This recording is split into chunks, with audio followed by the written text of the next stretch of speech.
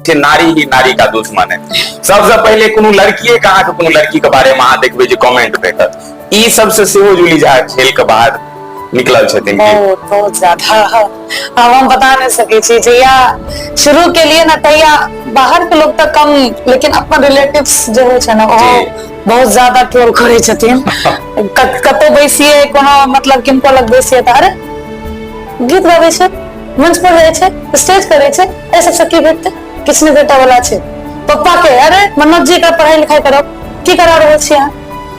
त नहीं। एकटा जखन सफलता हमरा भेट गेलै ना 2016 के बाद जे गीत दे अहाँ कहलिए, सही बात, ओ गीत के बाद ने एकटा किस्मत हमर बहुत बड़का स्टेप लेलकै, बहुत बड़का चेंज लेलकै हमरा जीवन के, बहुत ज्यादा